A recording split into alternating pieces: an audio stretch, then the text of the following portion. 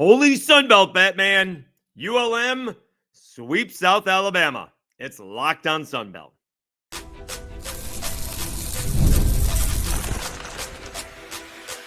You are Locked on Sunbelt, your daily podcast on the Sunbelt Conference, part of the Locked on Podcast Network, your team every day. All right, welcome back to another edition of Locked on Sunbelt, your teams every day. I'm your host, Dave Schultz. Today's episode brought to you by Game Time. Download the Game Time app, create an account, and use code LOCKEDONCollege for $20 off your first purchase. All right, we'll get to Georgia State hanging on versus the Herd. And by the way, my picks were awful for Thursday night's ball game. And for the time being, Arkansas State's Bryan Hodgson signs an extension. Great for him. We'll see how long it lasts. All right. A-State gets to cash in if he moves on. I guess I hope he moves on, which will mean that Arkansas State will have won a game or two in the NCAA tournament, is what I mean by that. I think that cuts him out from going to a Tulane. And I just say Tulane because that's where John Summerall did. I don't think he's going to go to a Conference USA team. But if a Power 4 team or Power 5, because Big East, right? If Power 5 team calls, then he's leaving, right? Because, well, we'll get to that. All right, we'll get to that. All right. So ULM sweeps South Alabama, and the South Alabama offense is still in a funk, right? Defense, not bad.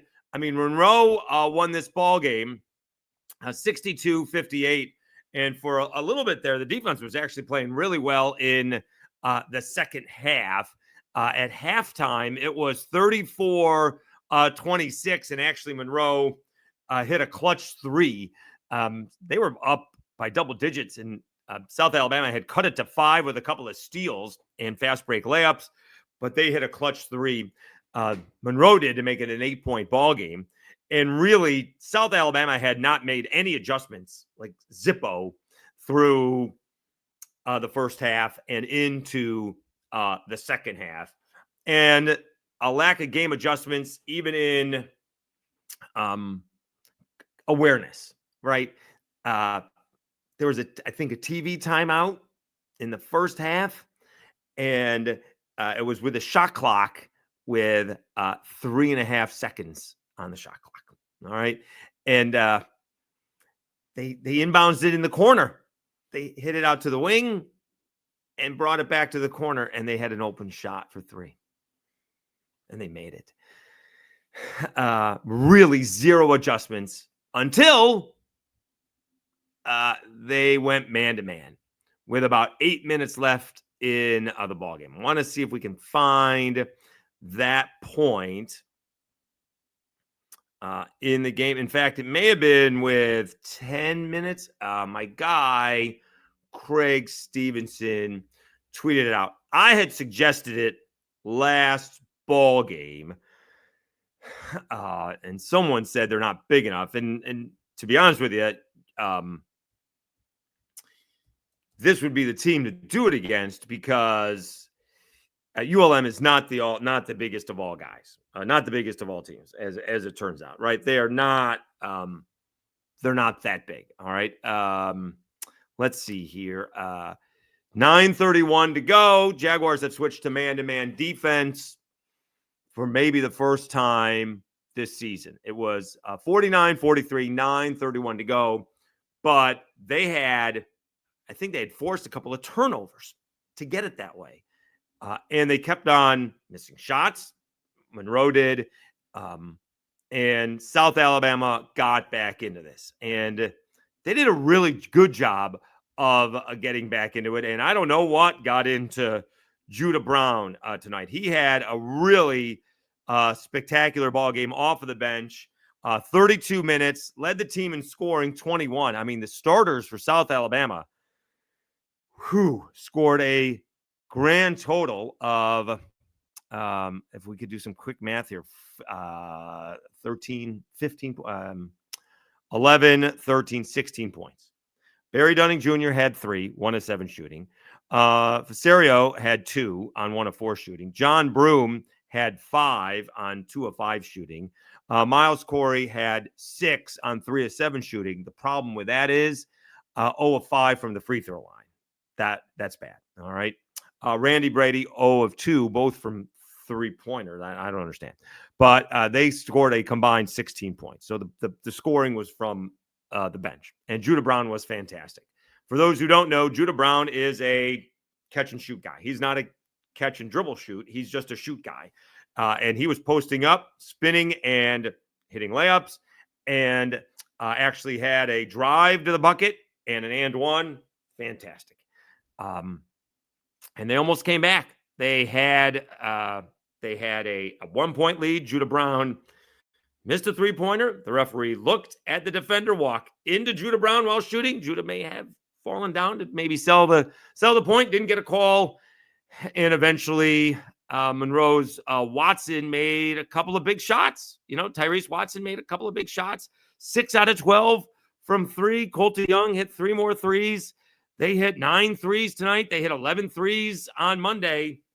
They just didn't make the adjustments for a long period of time, for the first, 30 minutes of this ball game and the 40 minutes of that ball game, and it cost them. And offensively, they're still in this funk. About 10 days ago, South Alabama was going to be your number 1 or number 2 seed. They may not be in the top 4 seed now. We'll see what happens. They still have very winnable ball games coming up, but they're not looking good. And who knows about ULM? Like the announcer said in tonight's ball game, a little bit of confidence goes a long way. And ULM may have gotten their confidence against South Alabama. 62-58. ULM with a huge win, and this proves that Monday was not a fluke. All right, again, this was a double-digit basketball game from about midway through the first half to midway through the second half. Once again, ULM was dominating. And so it was just as much ULM playing well as South Alabama playing poorly. I want to make that clear. It was not just one or the other. And, South Alabama had their shot. Certainly they had their shot at the end.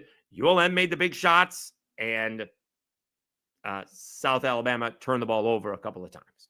And they just have not played well. As Craig Stevenson had pointed out, he had a really good stat here at the half. Since the halftime, this was at half tonight when they were down by 8. Since the halftime of the January 18th game, when South Alabama was up by 20, by the way, and South Alabama won that ball game against Troy, kind of a come-from-ahead victory where they won by 1. South Alabama has been outscored by 48 points. And because that's equivalent of 3 full games. So that is the second half against Troy, the first half against ULM, and a whole game against ULM and a whole game against Troy. Not great. And we'll see what happens. It's not great, but Miles Corey is missing 5 free throws. Those were huge, huge points. And obviously, I know it was a 4-point ball game, but, he missed 2 sets of 2 free throws and an and one. And any one of those would have made a huge difference in the game. ULM with a huge win in Mobile, 62 to 58. ULM improves to 2-8, both wins against South Alabama. Jaguars drop to 6-4 and are sinking fast. They have now lost 3 straight. Wow. Wow. They were demolishing teams, and they have lost 3 straight and have looked really bad doing it. They have just not looked good at all. All right. I don't know what is wrong outside. They can't throw it in from the ocean. All right. We'll come back. We'll go over a lot of the rest of the games that happened on Thursday night. How about Georgia State shooting the lights out and then did their best to lose the ball game, although they did hang on to beat Marshall on Thursday night. We'll do that after I tell you about game time.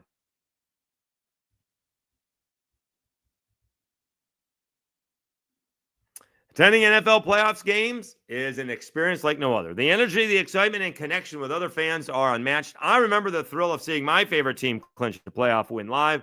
It's a memory I'll never forget. This year, Game Time makes it even easier to create those unforgettable moments with their new feature, Game Time Picks. Filters out the fluff and shows you only the best deals on great seats so you can focus on what matters, being there. I use Game Time Picks this year. Louisville, North Carolina basketball on New Year's Day, and it couldn't have been easier. I found a super deal that gave me incredible value for amazing seats, and I could even preview the view from my spot before buying. The all-in pricing is a game changer. No surprise fees at checkout. Plus, knowing my tickets are backed by Game Time Guarantee gave me complete peace of mind. Take the guesswork out of buying tickets with Game Time. Download the Game Time app, create an account, and use code LOCKEDONCollege for $20 off your first purchase. Terms apply. Again, create an account and redeem code LOCKEDONCOLLEGE, Locked On College, for $20 off. Download Game Time today. Last minute tickets, lowest price guaranteed.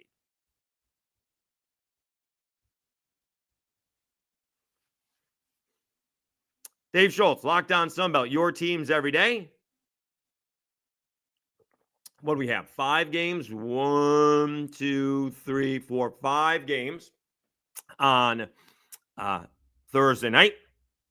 And Georgia State had, let me see if I can find the stats on that, because looking at, they had a big lead at half, and they shot the lights out in the first half.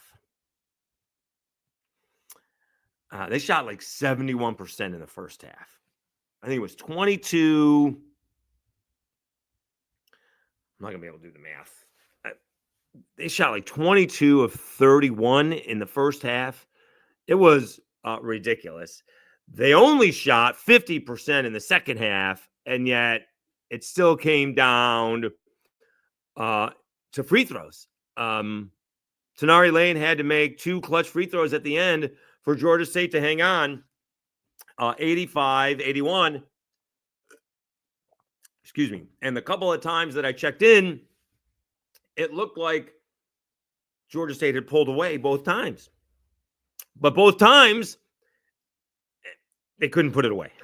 It was really strange. I think I checked in, putting it on when it was let me see here. It got down to a 6-point game, but then Georgia State made a layup. So it made it an 81-73 game. All right, that's 123 to go. That's good enough, right? Come back to it, and it's 83-81. Went from 81 to 73 to 83-81. Marshall actually got a jump ball, but Georgia State had possession, and then they called a foul on the next inbounds play, and Toneari Lane went right to the line and made 2 free throws. And I'm looking, we actually had remember, Marshall and JMU. And again, I don't know why Georgia State was anywhere near playing defense. And I mean, Marshall is shooting a 3, didn't make it, and you had somebody leaning. Just get out of the way. Just let them shoot. Don't be anywhere near them. Right? He really wasn't trying to contest the shot. They were just standing there playing defense, but don't be anywhere near it. Give the referee a shot to call a ridiculous foul. Anyways, Georgia State hangs on, a really impressive victory on the road against a Marshall team that, was playing very well. Had won 3 in a row and 5 out of 6, was looking to make it 6 out of 7. Again, these lines were really double-digit highs. I thought Marshall was going to win. I didn't think they were necessarily going to cover. I'm not sure I called it that way, though. I just thought these games the lines were a little bit whack. But I certainly didn't think Georgia State was going to win. I mean, listen to some of these numbers. I mean, Georgia State shot the lights out. Overall, 62%, 50% from three-point land. I mean, Marshall shot 40% from three, made 12 and didn't win. Wow. Free throws. Georgia State didn't even shoot that many free throws. 8 out of 9 made them. The reason Marshall got back into it, Georgia State turned the ball over 18 times. Yeesh. Marshall had 24 points off of those 18 turnovers. So Georgia State improves. Let me see. Georgia State improves to 4-6. Marshall drops to 6-4. Troy hangs on in what was a tighter ball game than I thought. Again, I thought those lines were all over the place. 81-74 over Georgia Southern. Was a 1-point game at half. 41-40. And Troy hangs on for that 7-point victory. All of a sudden, Troy is now in second place, just 1 game behind Arkansas State. Troy shot it very well. They shot it 50% from the floor, holding Georgia Southern to just 43%. Georgia Southern actually made 10 threes. And the difference in this ball game is that Troy went to the line 22 of 34. Not great shooting, but they made 22 free throws to Georgia Southern's 10 out of 12. That's the difference in the ball game. So Troy improves to 14-7 overall, 7-3 in the conference, 1 game behind Arkansas State. Georgia Southern drops to 4-6. How about this? A little bit of a surprise. The Raging Cajuns go on the road and take down Texas State. I'm shocked. I am shocked. Texas State blew them out in Lafayette. Raging Cajuns take care of business in San Marcos. I mean, it's crazy. I mean, it is the Sunbelt for a reason, folks. I think Texas State was winning big time, and the Cajuns came back, had a big run at the end of the first half, and basically did not look back. 33-27 at half, won it 70-61 overall. Let's check out the box score. Cajuns, Kentrell Garnett, only starter in double figures with 15. Chancellor White came off the bench. He had 14 points. Caden Gums had 17, and Joshua O'Garo had 10 for the Bobcats. Both teams are now 5-5 in the Sunbelt.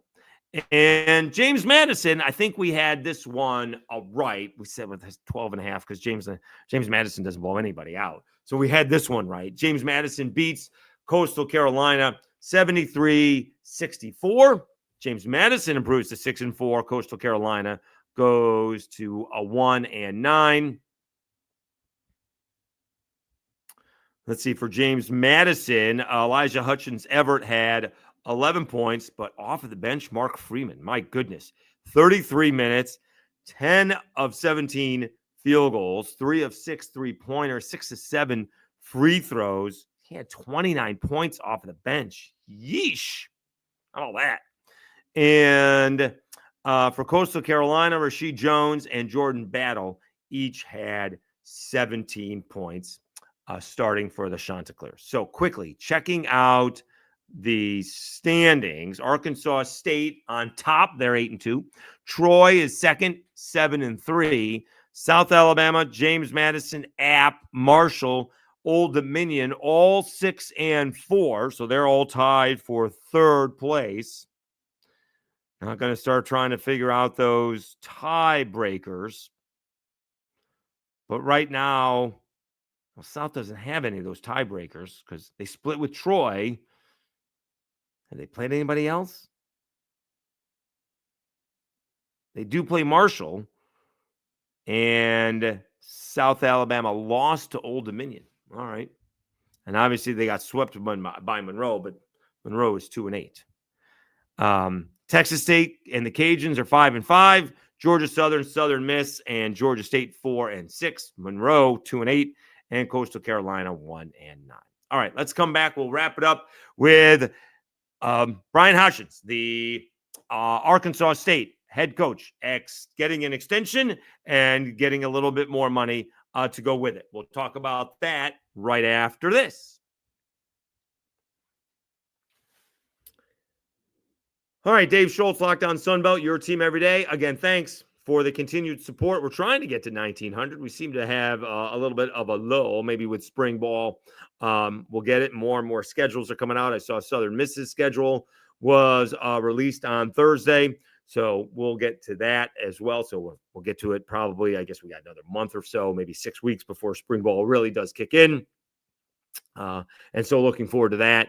And so maybe more news will come with that. And of course, we got, like we said, softball happens in a couple of weeks. And so baseball is not too far off as well. So appreciate it. Continue to pass the word around. Locked on Sunbelt. We are not going anywhere, looking to have another fantastic. I mean, it sounds like a lot, but there's really 5 months left in the calendar year, depending on what happens in June, right?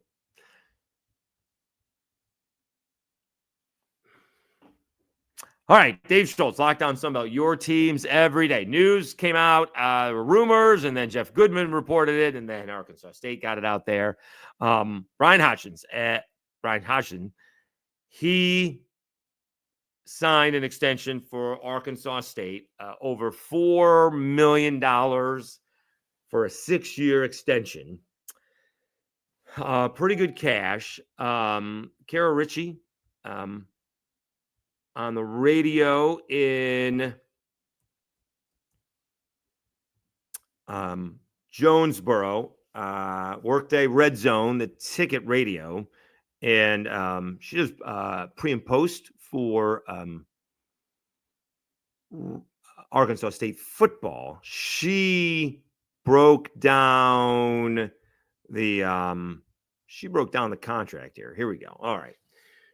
New contract year is going to kick in after this season.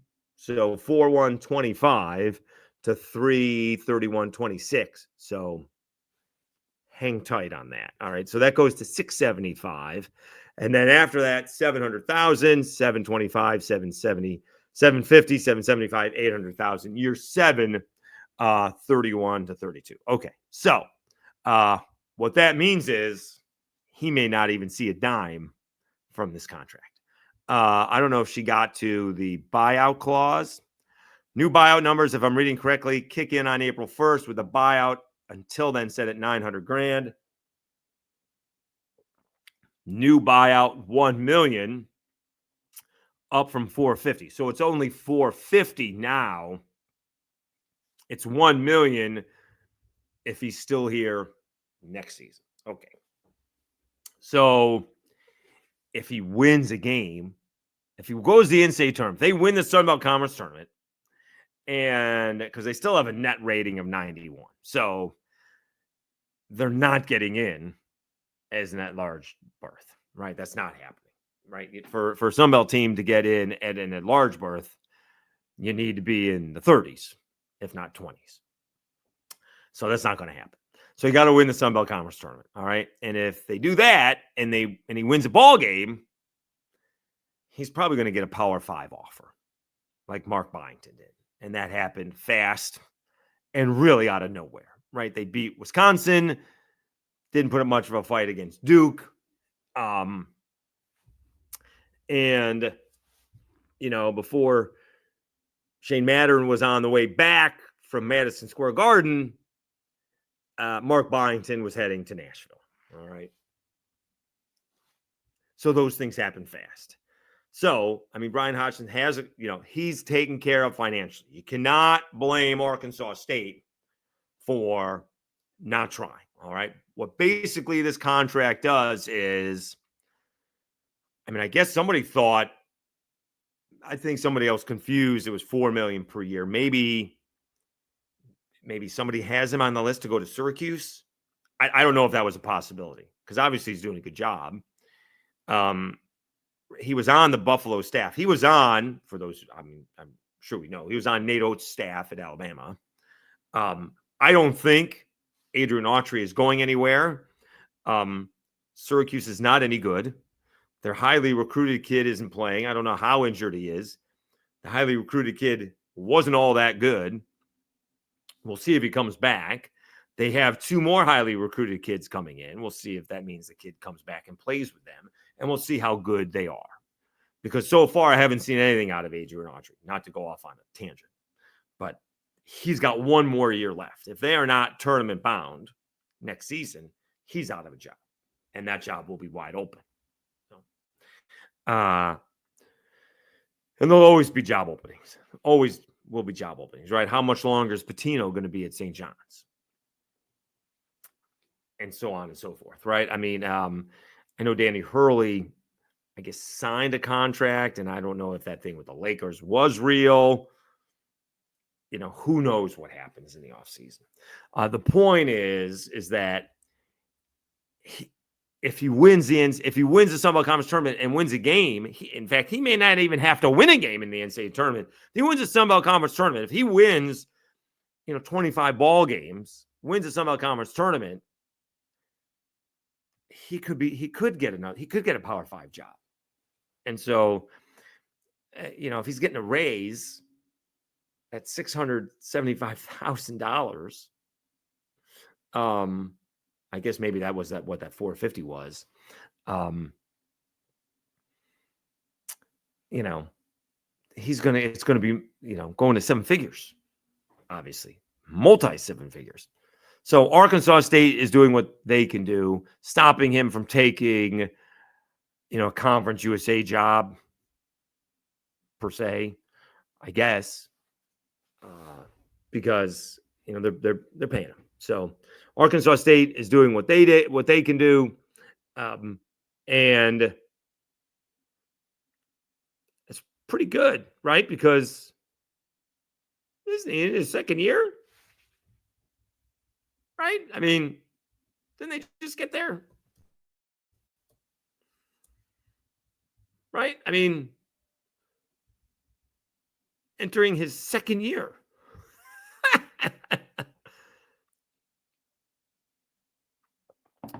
This is on the Arkansas State website. Bryan Hodgson, one of the nation's top first-year head coaches in 23-24. It's 24-25.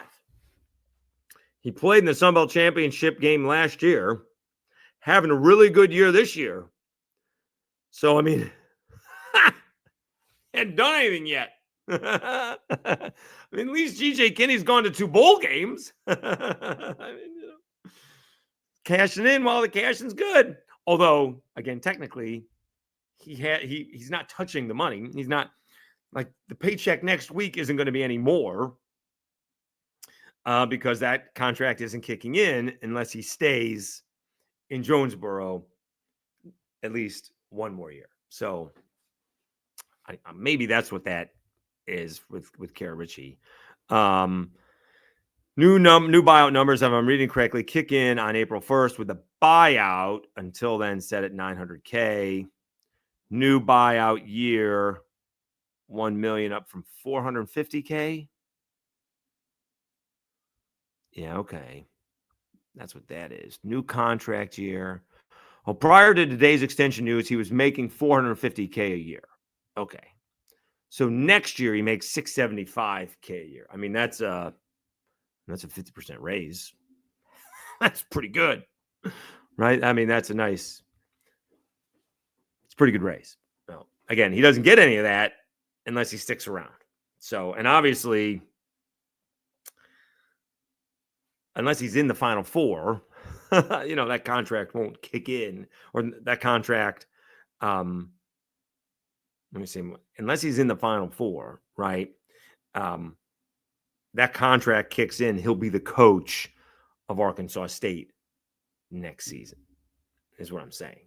Otherwise, if he win, he'll have another job before that contract kicks in, right? Am I saying that right? Does that make sense the way I'm saying that? Right? Because, again, I don't think Byington made it back to Harrisonburg last year. I think he went back to Nashville and then to Harrisonburg, right? Those things happen fast. Like faster than college football coaches usually.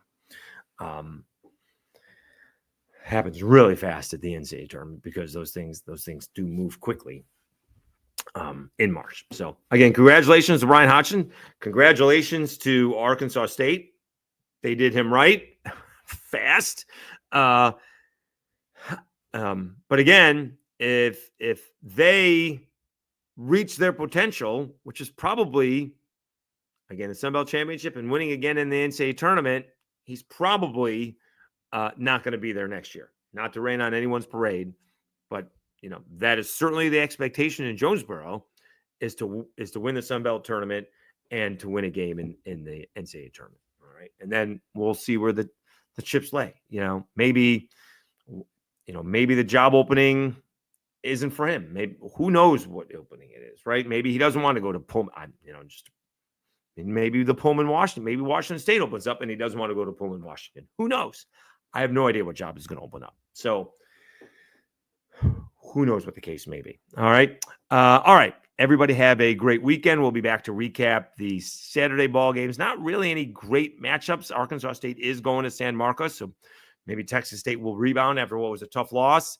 And we'll see if South Alabama can get back on track because it's been ugly. That was an ugly 2 losses to ULM. All right. And again, make no mistake about it.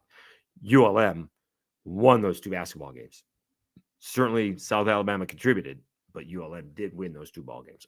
Also need to apologize. Jamal Pritchett, of South Alabama, also I think played pretty well at the Senior Bowl. I don't know why I forgot about him, but I did. So I do apologize. The Sunbelt did have 3 players at the Senior Bowl, and I saw highlights of him catching passes from Jackson Dart, and I saw Jackson Dart was getting some good pub at the Senior Bowl as well. So good for both those guys, but I do apologize. Jamal Pritchett of South Alabama also getting some good reps in Mobile. All right. Everybody have a great weekend. Be back Monday.